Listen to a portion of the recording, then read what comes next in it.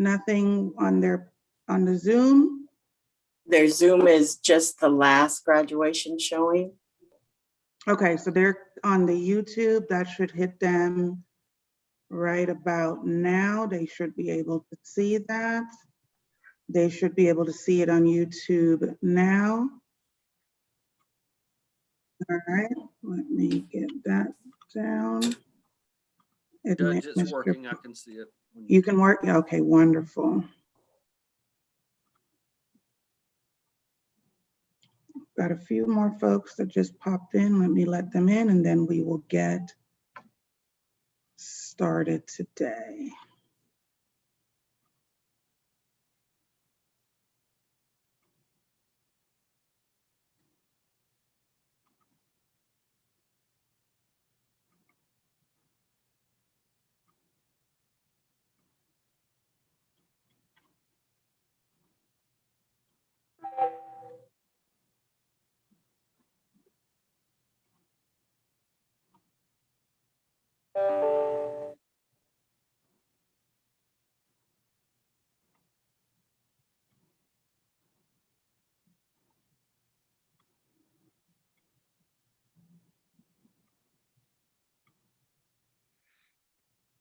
Let's see, where there is Tiffany?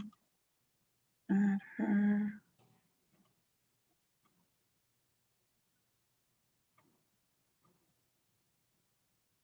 Let's see.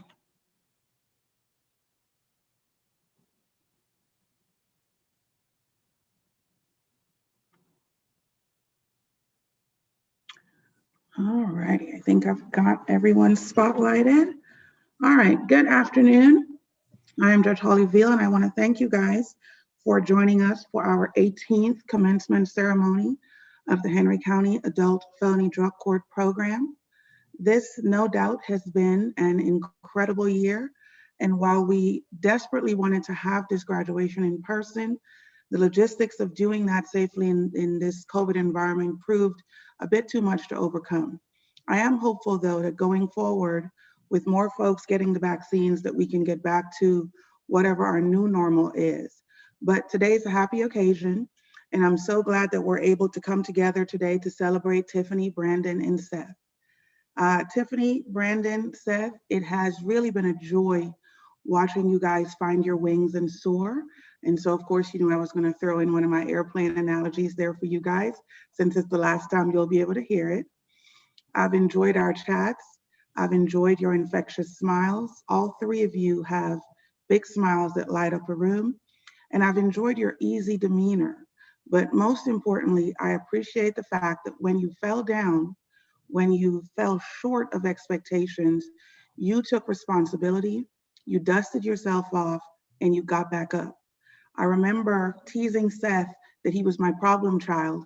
And one day, you know, things just clicked for him and he made up his mind that he was going to ace this program. I think it was right before the birth of his second daughter. But once he made his mind up, we really just had to get out of the way and let him fly. I remember Brandon being so hard on himself, always the perfectionist. But just like Tiffany, he had very few hiccups in this program, and a pep talk was always enough to get them back on track. The three of you really made my job easy. I used to look forward to reading your notes, seeing what you were up to, reading about your accomplishments, and reading about your struggles. And challenges are ahead for sure. Graduating this program does not mean that life won't throw curveballs your way. I used to tell you guys that all the time during court. It just means that you now have the tools to deal with life in a constructive and in a progressive way. Tiffany, Brandon, and Seth, you have shown me that you're up for it, that you're ready to meet, and that you're ready to conquer the challenges ahead. And now all we have to do is get Tiffany and Seth to take a day off, and then we'll be off to the races right there. You know, I think the three of you are working more days than the president at this point. But I do wish the three of you good fortune. I hope that you will look back often and lend a hand to the folks who are walking the path that you have now successfully navigated. These graduates made a conscious choice to change their lives and did the hard work it took to be successful, which included sustained abstinence from the use of controlled substances and alcohol, satisfactory participation in a substance abuse treatment program, completion of a therapeutic and also employment objectives, and frequent performance reviews. And you can see the evidence of that success in their bodies. You can see it in the jobs that they do, but most importantly, you can see it in the success of their families. And ultimately, that is what drug court is about. Drug court is about keeping communities whole, about keeping parents in the home with their children, about celebrating people paying rent for the first time, celebrating people having a valid driver's license for the first time, you know, celebrating people have to shave their beard for work. We also have to celebrate those things. You know, ultimately, drug court is about celebrating milestones, and it's about celebrating successes. I think that we're now up to about 79 people that we've graduated from this program since its inception. And with today's ceremonies, we will add an additional 3 to that number. Seeing these 3, Siri also wants to join our presentation. Seeing these 3 graduates brings me so much joy, and it re-energizes all of us to keep doing the work. As always, I would like to extend a special word of thanks to Judge Bartles, our District Attorney Darius Patillo, and our Circuit Public Defender Jennifer Lewis for their continued commitment and support of this program. Without them, the program really would not be possible. I would like to send a special word of gratitude to Mr. Ogilvy and our drug court team. I may be the face of this program, but they are certainly the heart of this program. And they're the reason this program has been designated as a model court in the state of Georgia. It's their hard work day in and day out that is responsible for the happy and healthy people you see graduating today. You continue to have my gratitude for your hard work, and I hope this work continues to be fulfilling for you. All righty. So without further ado, I think we have a special guest speaker today, and I'd like to introduce to you our guest speaker. Senator Emmanuel Jones was first elected to the Georgia Senate from Georgia's District 10 in 2004. He is the current chairman of the Martin Luther King Jr. Advisory Council and formerly served as chairman of the Georgia Legislative Black Caucus. Senator Jones is a member of the Banking and Financial Institutions, Economic Development and Tourism, Interstate Cooperation, Special Judiciary, and Retirement Committees. Senator Jones is president of the Legacy Automotive Group, which includes Legacy Chevrolet Cadillac Saab of Columbus and Legacy Ford of McDonough. Senator Jones is the owner of one of the Atlantis area's largest African-American owned business. Most recently, Senator Jones was honored as a recipient of the Global Peace Festival Award in Malaysia and named as one of Atlanta Tribune's magazine Men of Distinction. He's also received the Black Enterprise Top 50 Minority-Owned Companies Award, as well as the U.S. Department of Commerce Minority Service Firm of the Year. Previously, Senator Jones was a 2008 nominee for the John F. Kennedy Profiling Courage Award. He was selected for the 2008 Atlanta Business League 50th Most Influential Award, the recipient of the Morris Brown College Pacesetter Award in 2008, Metro Atlanta YMCA Volunteer of the Year, Ford Motor Minority Dealer Executive Directors Award, Henry County Chamber of Commerce Business of the Year, Governor's Proclamation Entrepreneur of the Year, Freshman Legislator of the Year in 2005, Organization of DeKalb Educators 2006, and from the U.S. Department of Commerce Minority Service Firm of the Year. These braces always get in the way of those O's. He received his MBA in Finance and Accounting from Columbia University in 1986, preceded by a BS in Electrical Engineering from the University of Pennsylvania in 1981. Mr. Jones was commissioned a second lieutenant in the U.S. Army Corps of Engineers in 1980 and rose to the rank of captain. Senator Jones graduated class valedictorian from West Fulton High School in Atlanta, Georgia in 1977.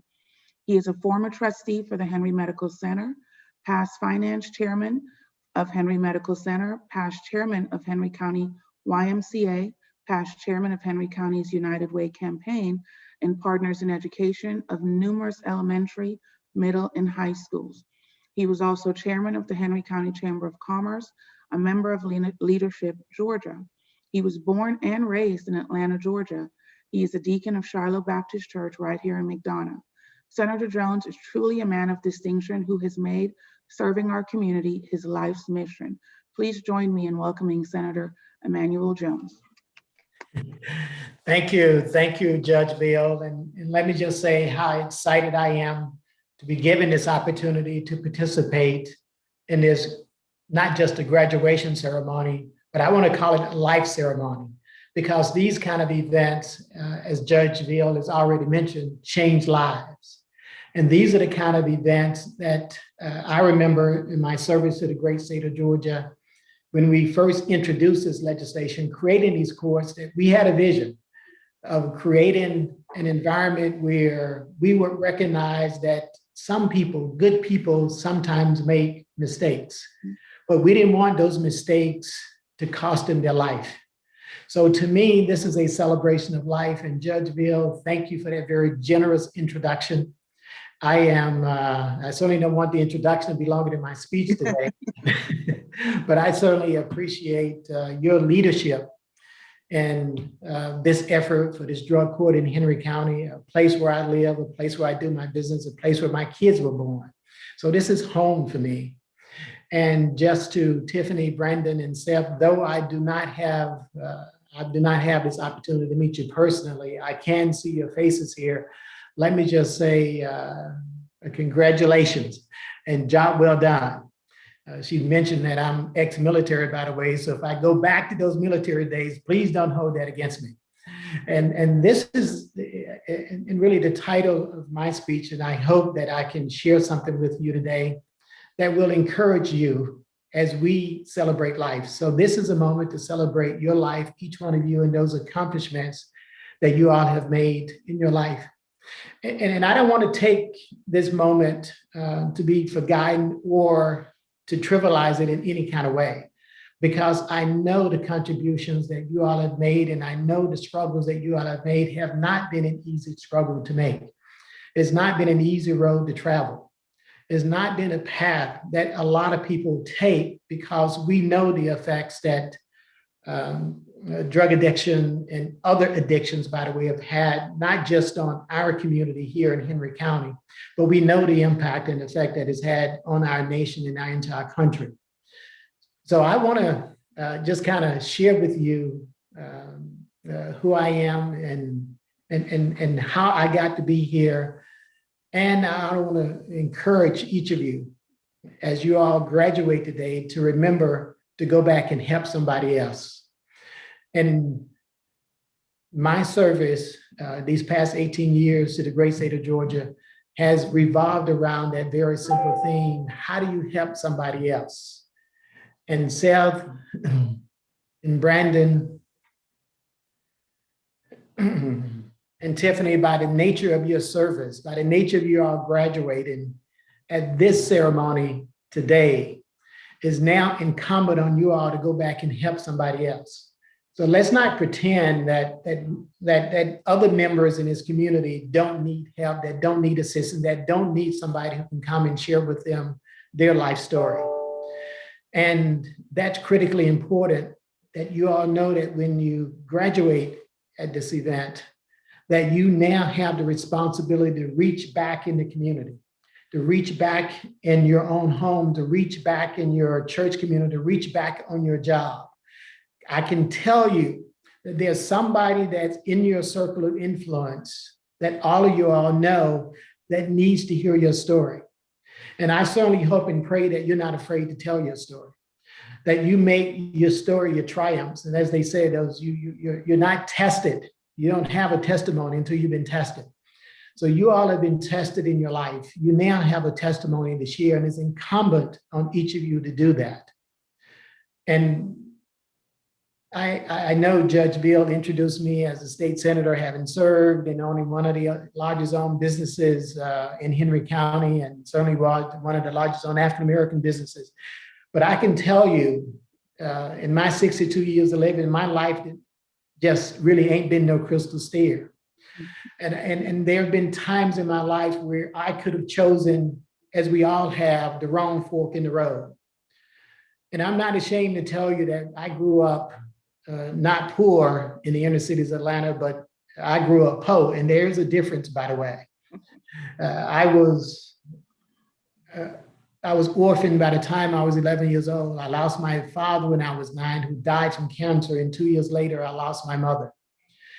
And I used to think there was a time in my life that the only thing my parents left me was their last name. But I've learned throughout my life, there was so much more that my parents left me. I've learned that it's important on me to reach back and share my story with others, that somewhere that somebody may find some kind of inspiration in something that I've done in my life. And I can tell you that growing up, that my life just really wasn't a crystal stair. I could have taken the road less traveled and gone in a different direction. But there were times, and we all can relate to this, hopefully you can, that there's a time in your life where you got to sit down and make a decision.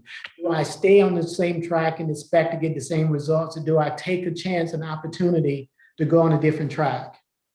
And for me, that was early on in my life. I knew that I had 5 other brothers and sisters. I knew that I didn't want to lead my life confined to the inner city. I knew there was other things that I wanted to do. I knew I wanted to be an asset to the society and not a burden.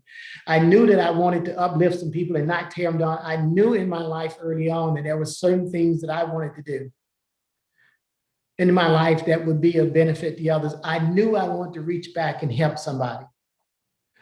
And I can tell you, I was blessed many times over, because as Judge Veal has mentioned, by the time I finished high school, that was no easy feat for me. And there were many times in my high school where I thought the temptation was great and I could have gone one direction or the other, but I didn't.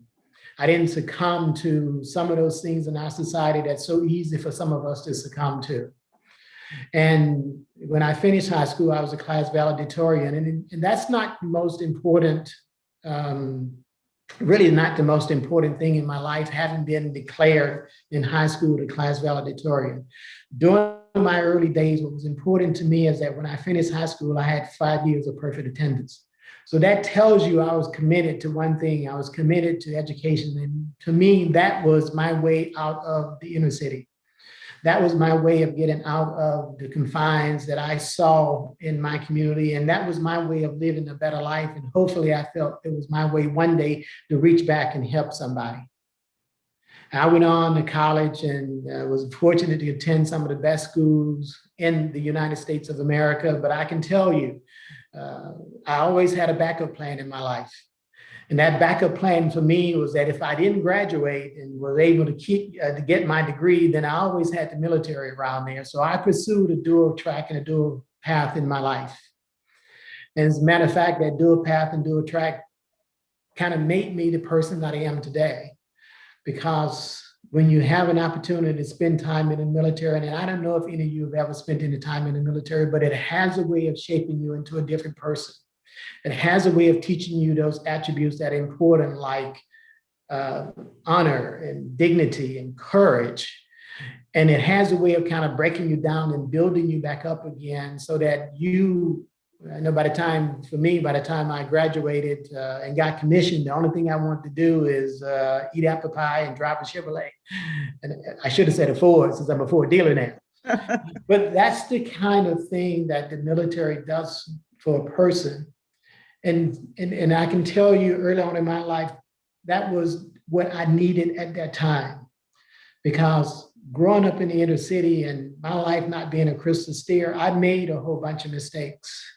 I would tell you a story of me as a young child when I had a little band of friends and we decided we would go in the local store, and we didn't have any money, Judge. And I would only tell this story to you and to Tiffany, Brandon, and Seth, and the others on this call. You all can pretend you didn't hear this.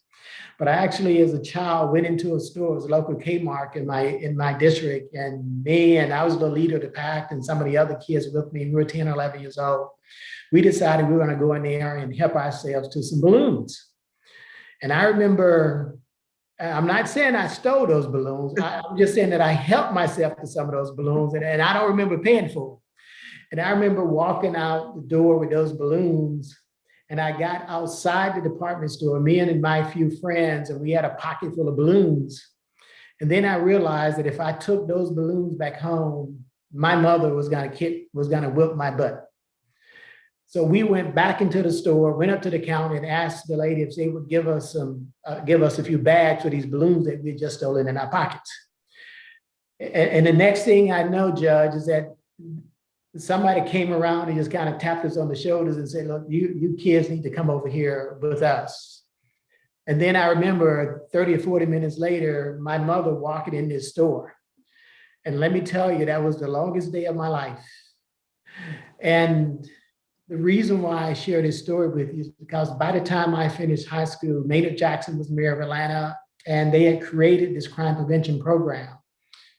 My senior year, I was the face for the Atlanta Public Schools for this crime prevention program that the mayor had created for the city of Atlanta.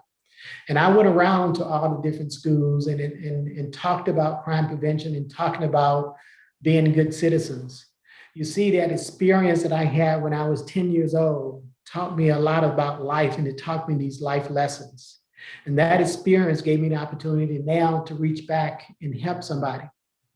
So to each of you, Brandon, Seth, and Tiffany, though I don't know you that well, and I certainly hope and pray I get a chance to know you, whatever struggles you've had in your life, whatever you've done in your life, and whatever temptations that you yielded to, and whatever your mountains have been, and we all have those mountains in our lives, and we all experience those same struggles. I am glad to be here to say to you that your struggles now turned into your triumphs. So I'm here applauding for you all. I'm here celebrating you and just congratulating you on the victory over your life that each of you have overcome. Judge, I get a little bit emotional sometimes when I think about someone who have been down sometime, but they don't stay down. Somebody who've had some bad luck in their life, someone that may have done something they may not have been proud of, like me as a 10-year-old boy with those balloons in my pocket. But they realized early on that this is not who I am and this is not who I want to be. Your family, your community, that village that raised you, everyone around you probably shared something similar to what I'm saying. But I just want you to know that it's coming from a state senator now. It's coming from someone who's an agent of this great state that appreciate you all having completed this drug course and having turned your life around in a different direction. My charge to you is quite simple. You all must remember the words that Judge Veal said early on in her introduction. This court, this is the 18th graduation class. And what she said was really important. She said it's about keeping the community together. It's about keeping families together. It's about each one of you being able to contribute to this society rather than a burden on this society. And folks, I couldn't say it any better than that, because you all now have been given another opportunity. And when the state of Georgia envisioned these courts, these accountability courts, as we call them, and it's not just drug courts, but we have other accountability courts. We envision someone like you who needed this opportunity to now pick themselves up again and not feel the full weight and force of the laws that we've created in the General Assembly coming down of you, of not feeling the full weight and force of someone sitting high on a bench with a robe looking down low. We envision these courts so that you all will have this opportunity to know that Georgia cares about you. We envision, and I supported these courts because I want each of you to know, Tiffany, Brandon, and Seth, that I care about you, that your contribution, your stories to tell that you all are going to share for the rest of your life, don't let this be your obituary. Don't let this be the end. Let this be this shining moment that's going to propel you all to bigger and even greater things. And that's what happened in my life. It was no accident that I went on to become a state senator, or I happened to have started a business from scratch 29 years ago and grown it to one of the largest African-American owned dealerships in this great state. That didn't happen by accident. It happened because I realized my own shortcomings. I realized that I did not want to be a burden on society. I wanted to be out there supporting society. I realized early on that I did not want to be that kid in the store who had the balloons in the pocket, knowing that they had done something wrong, but the temptation was much too great. I realized early on that that was not the person I wanted to be. And it wasn't just for me. I realized that for my own 3 kids. I realized that for my parents who left me at a very early age. And that's why today I celebrate life and I celebrate my legacy.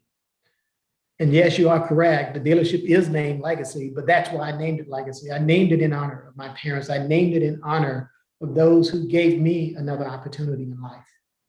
So today I'm here to join with Judge Veal and all of those that supported you during your journey to say congratulations, to say God bless you, to say remember that little boy who told you he had some balloons in his pocket. And that temptation just was much too great. But more importantly, remember the life and the legacy that we celebrate today. Thank each one of you for your contribution, for your efforts, by the way, in rebuilding those elements of your life, either with your family, either with your community, with your job, with whoever's in your circle of influence, so that you too one day can reach back and help somebody. Thank you and God bless you. Thank you so much, Senator Jones, for taking a few moments out of, I know what is a busy day, to speak some words of encouragement into our folks today. We appreciate you very, very much, and we appreciate your continued support of these programs. Thank you. Let's see, now we will go on to the presentation of awards where we've got Mr. DHL there that's gonna take his mask off, come closer to the microphone. There we go, so that he will be able to do the presentation of awards for our graduates. Let me get it up. This is always a fun part because we get to see where we started and we get to see where we are now. I know I see Tiffany scratching her head. But you guys, you know, your before and afters really were not too bad, and there are smiles in all of them. So that's a good thing, right? And so we will start with Tiffany. Mr. Ogilvie, you ready? Yes, ma'am. So, Tiffany, there's your certificate. You can see that. And we're extremely proud of your work. You allowed yourself to be vulnerable, and that was very difficult for you to do. And we knew that was a challenge, but you allowed yourself to be vulnerable to us and let us inside, and we could see a lot of good results from that. And of course, we're still here anytime you need to come by, and you've come a very long way. And we know that you have all the skills that you need to continue to be successful.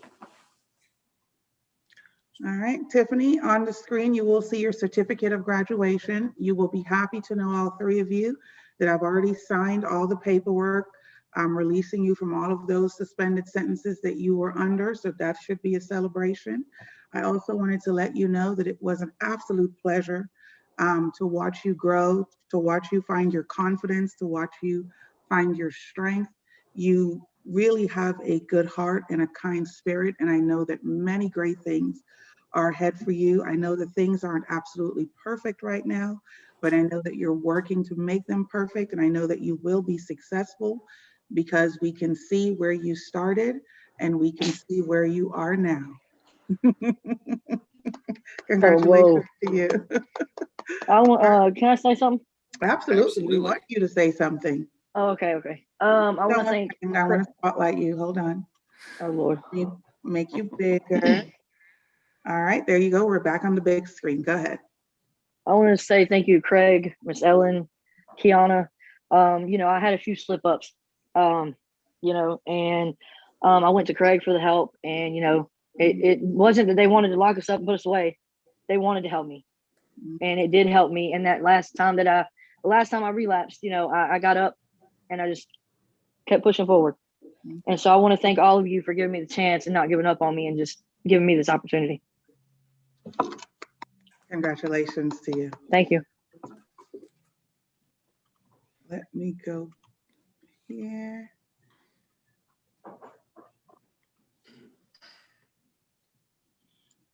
right, where is my big smile on Brandon? Go ahead, Mr. Ogilvie. Okay, Brandon.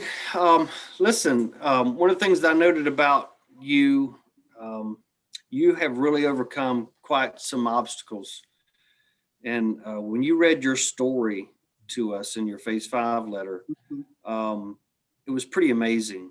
And you need to share that with a lot of people, because when you interact with you here in the office, what we've experienced is that smile and kind of a relaxed demeanor, which is pretty amazing considering your story. And I'm just thankful that you allowed us to help you with that.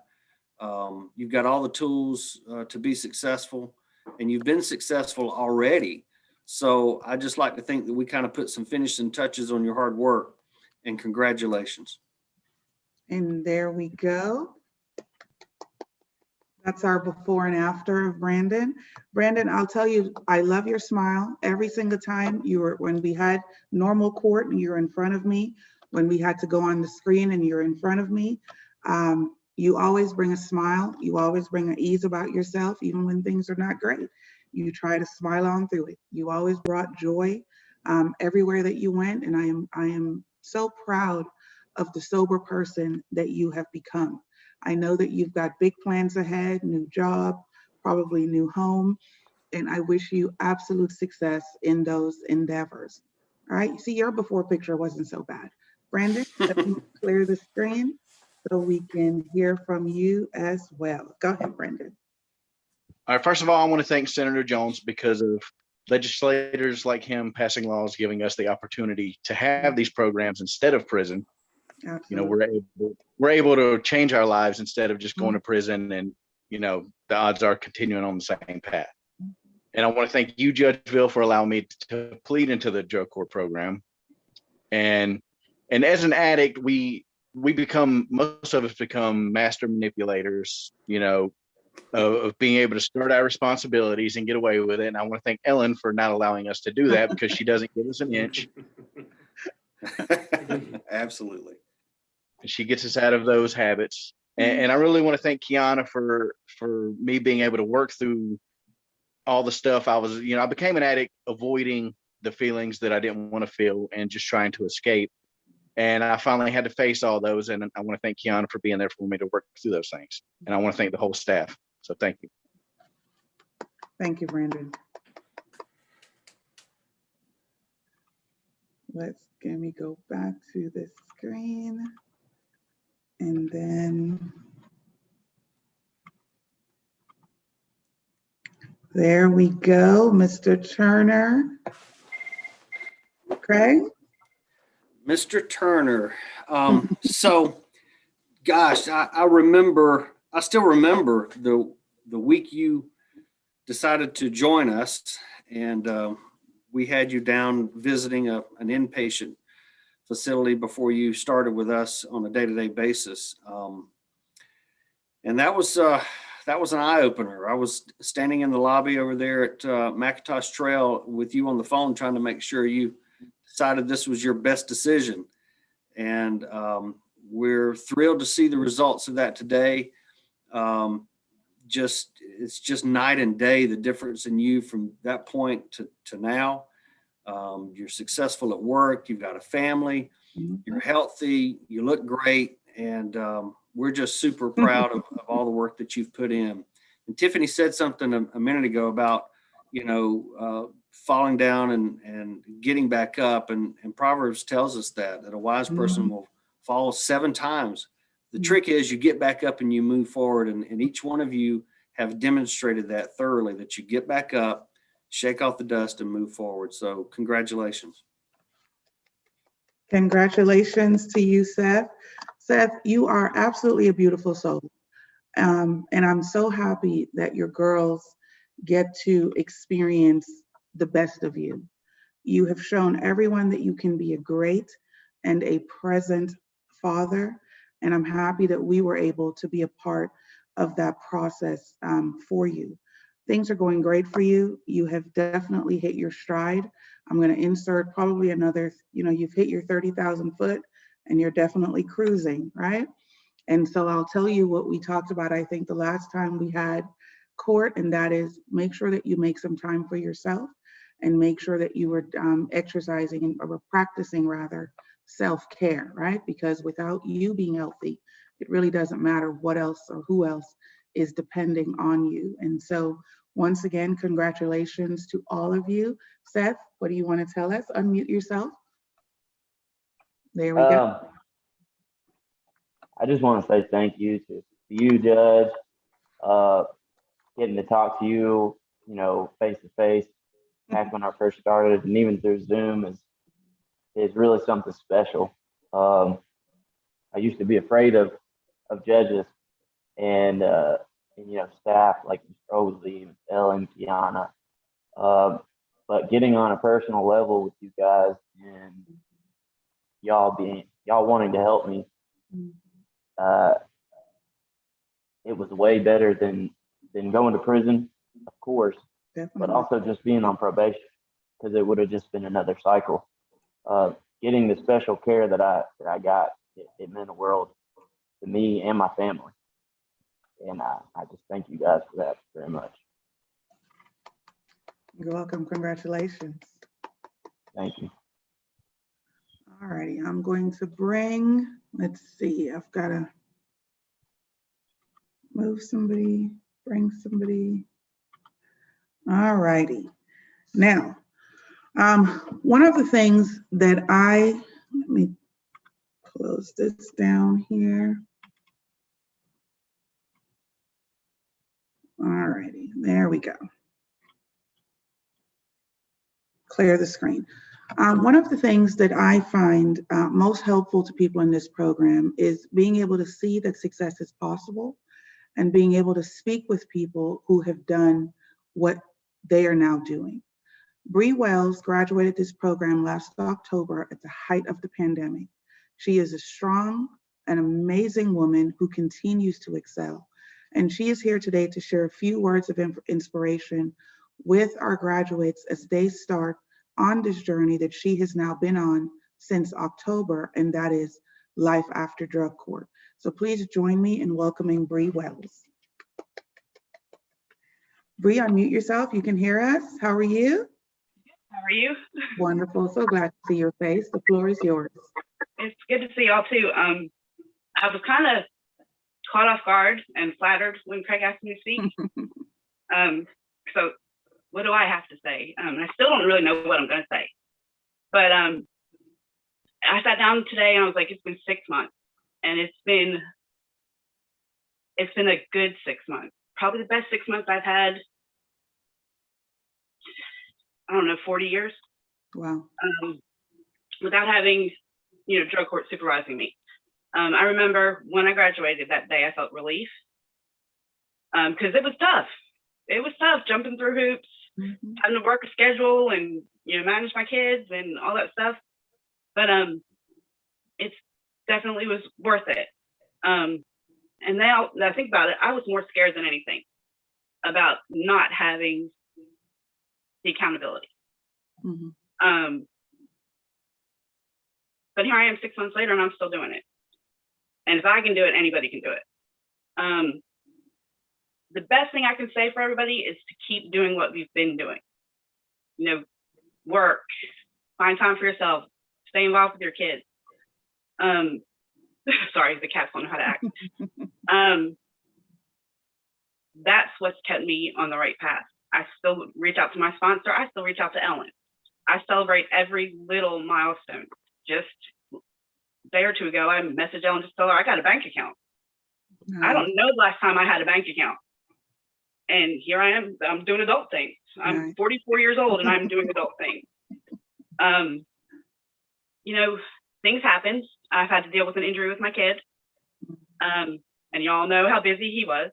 And it put a pause to all our sports and watching him go through the depression of not being able to play and wondering if he'd come back the same. And I don't think I would have been able to deal with him if it had not been for the things that I learned in drug court. Giving him the time to deal with it and to talk about it and not getting frustrated with him for being frustrated and being so down on himself. And now we're back in the swing of things before release just this past Tuesday. Nice. But thank God for drug court. Another thing I want to say is make sure to stay grateful. Grateful for the opportunities we had. Grateful for the amount of clean time we've had. When I get tempted, which is when I get frustrated, I make sure I still reach out to people. I never would have done that years ago. Never would have had the confidence to think that somebody wants to listen to me. And drug court has shown me that people care and really are there to cheer you on. And just to be proud. We all just need to be proud. I know where I was before I started the program, and I never thought I'd be where I am today. Same job for 3 years, good credit, a car in my name again, a bank account. And my kids are my best friends. And that's, what else could you want in life? And drug court has gotten me here. It's gotten me to be the person I am. And I just embrace that. And I'm thankful and grateful for it every day. Don't know if I made any sense. I think I'm kind of all over the place.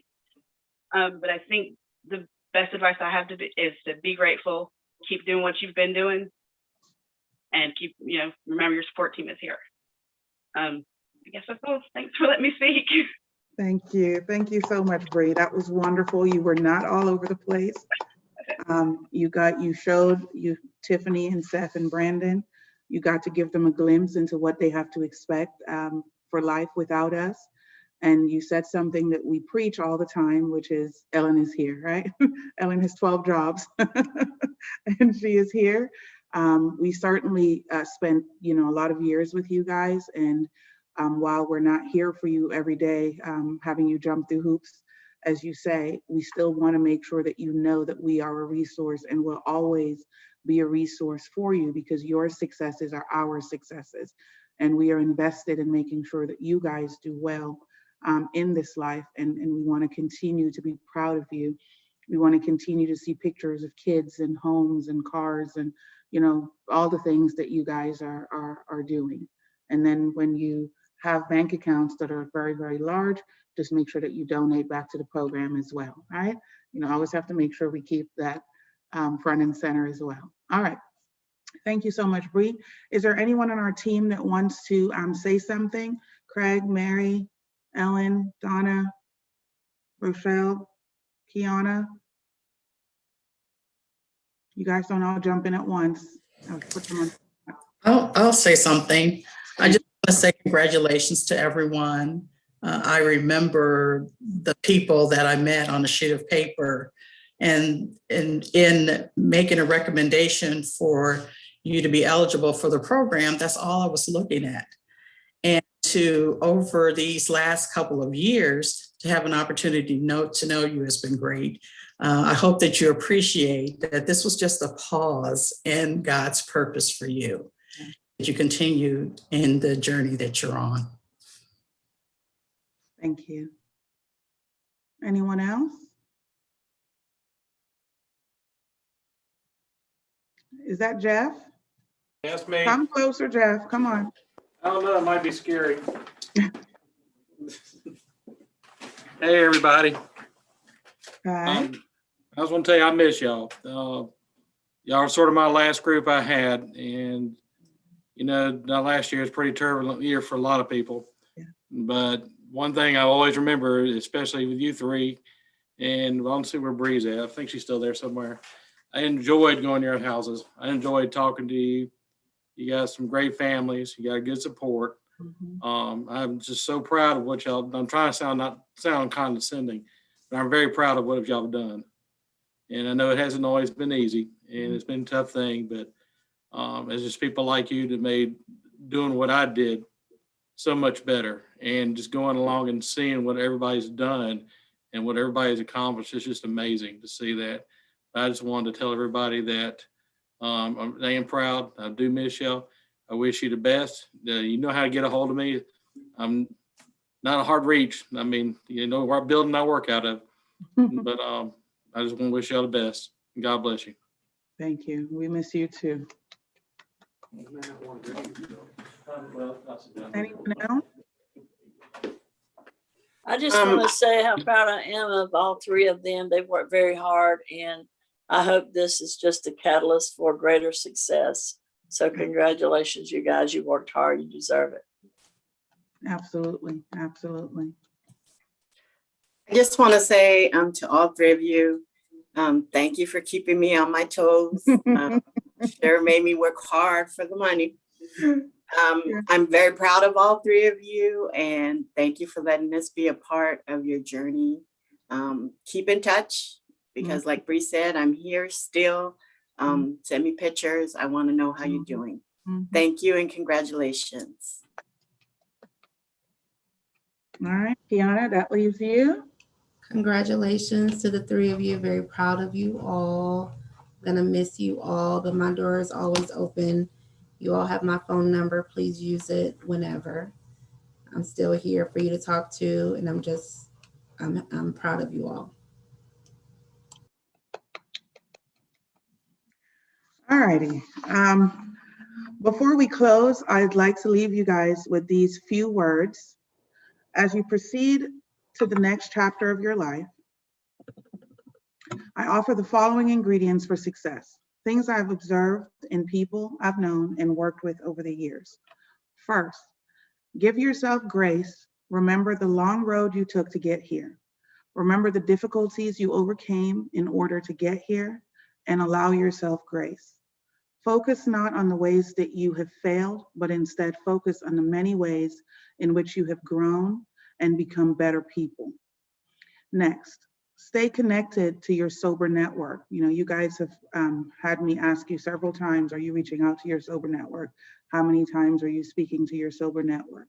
Now that you're done with check-ins and drug screens 3 or 4 times a week, I encourage you to maintain the bonds you formed with your sober network, as they're the people who will keep you on your path. Hold yourself accountable. Don't allow yourself to be drawn back into the shackles that you've thrown off. Strive every day to make forward progress and don't look back. Above all, give back to others. A big part of your journey included borrowing from the strength of people who have walked this path before you. Be a light for someone else and offer them the same helping and guiding hand that you were offered. Thank you guys so much for being a part of this program. Thank you once again to my team, Seth, Tiffany, Brandon. We are here for you. We are immensely proud of the progress that you have made. I am so happy to see healthy and happy people in front of me with bright futures ahead of them. And don't be strangers. I do expect you guys to come back and be a resource for the people in this program, to be a resource for our phase 1s, for our phase 2s who get stuck at phase 2 and need pep talks to make it to 3, 4, and 5. So with that said, that will conclude our proceedings. Good luck to all of you and have a wonderful rest of your day.